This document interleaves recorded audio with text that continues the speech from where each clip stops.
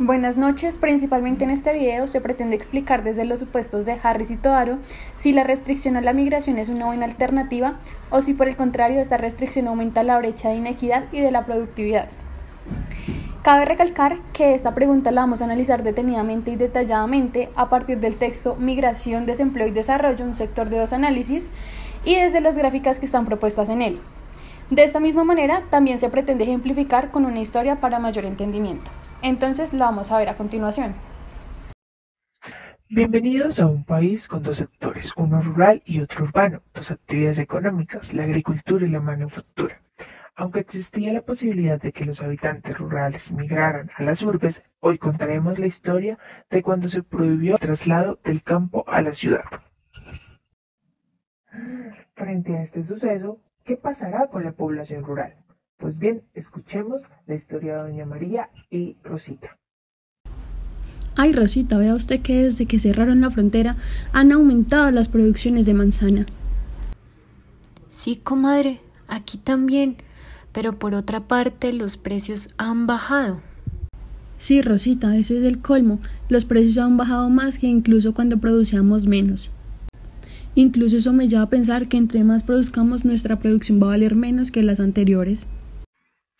Ahora, después de haber escuchado a Rosita y a Doña María, entendemos que la población rural se encontrará en una situación de menor bienestar. Encontramos así un primer efecto de la restricción a la migración.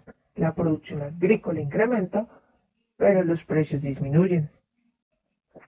Para entender a profundidad el porqué de esto, continuaremos con la explicación teórica del modelo Harris-Todaro. Para poder comprender un poco mejor el tema de la restricción a la migración, es necesario analizar la gráfica que presentan los autores sobre este tema.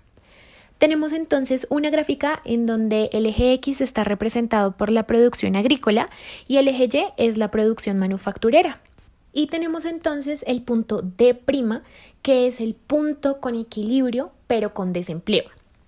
Aquí se tiene entonces que el sector rural como un todo está produciendo XA superíndice 0 y XM superíndice 0.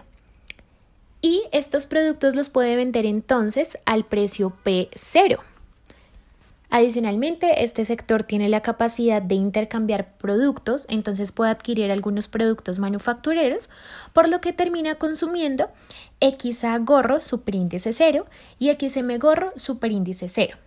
Y a partir de esto se tiene que se genera una curva de bienestar determinada por U1 superíndice R, que vendría siendo pues ese bienestar del sector rural. Adicionalmente se presenta entonces que existe un punto E', que es donde se da la restricción a la migración. Y aquí se tiene entonces que el sector rural está produciendo XA superíndice 1 y también XM superíndice 1. Pero los autores hacen una salvedad muy importante aquí, y es que si las personas del sector rural pudieran vender sus productos al mismo precio P0, estarían en un nivel muy bueno. Sin embargo, esto es completamente imposible. Y en este punto E', que es donde está la restricción a la migración, los precios caen hasta la recta P1, lo cual entonces también termina cambiando la cantidad de productos consumidos. Entonces terminan consumiendo XA gorro superíndice 1 y XM gorro superíndice 1, lo cual a su vez termina desplazando la curva del bienestar del sector rural desde U1 superíndice R hasta U0 superíndice R, por lo cual pues podemos ver que existe una disminución en el bienestar del sector rural. Ahora bien, vamos a tratar el punto de comparación que proponen los autores. Para ello nos ubicamos en una condición donde no existe restricción a la migración. En este punto vamos a encontrar pues el concepto de cantidades de bienes manufacturados sacrificados por el sector rural. Dicho concepto está determinado por la productividad marginal agrícola y por la elasticidad precio de la demanda de los bienes agrícolas. Esta cantidad va a ser comparada con la productividad marginal agrícola, de la cual se obtiene pues que su resultado es menor frente a la productividad marginal agrícola. De allí que una reducción en la producción va a ser positivo en términos de intercambios, recordando que los términos de intercambio están expresados en producción agrícola. Por ende, cuando esta producción se reduce, los términos de intercambio aumentan, haciendo que los precios incrementen. Ahora bien, si estamos frente a una demanda de bienes agrícolas de tipo inelástica, se llegaría a la conclusión de que dicho sacrificio de cantidades manufactureras realmente no existe y por tanto se llega a esa idea de que una reducción de la producción sería beneficioso para el ingreso agrícola agregado. ¿Cuál será entonces la ganancia directa del sector rural? Pues bien, este será el salario esperado urbano. Sin embargo, ante esta migración adicional, se estarían reduciendo los ingresos de los migrantes que ya estaban establecidos en las urbes y además se estaría incrementando el desempleo urbano.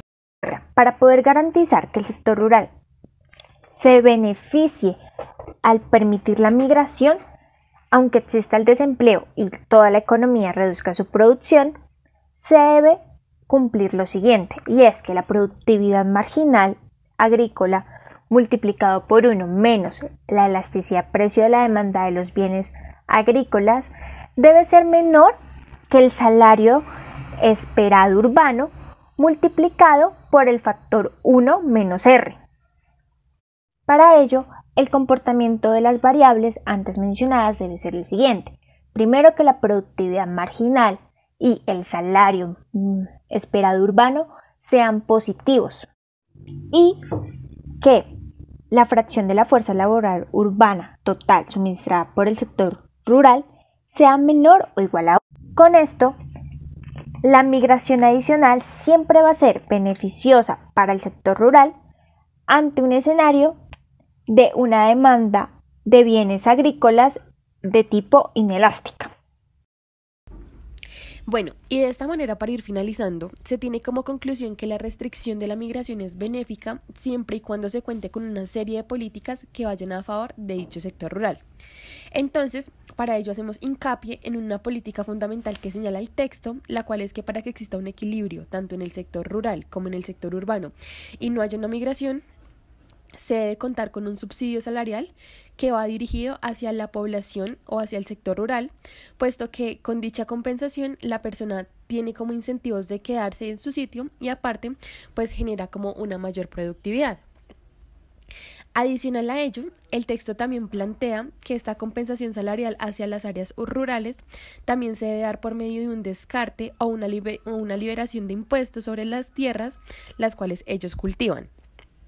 Entonces, bueno, ya como por último y redondeando las políticas que el texto aborda, se tiene que cuando se implementan estas políticas y se ponen en práctica, entonces lo que genera la restricción de la migración es algo beneficioso, puesto que tanto reduce las tasas de desempleo en el sector urbano como también maximiza la productividad en el sector agrícola. Bueno, y de esta manera damos por finalizado el video y esperamos haya sido de su agrado. Y recuerden, es importante tener en cuenta que el sector rural siempre va a estar mejor si se le permite migrar.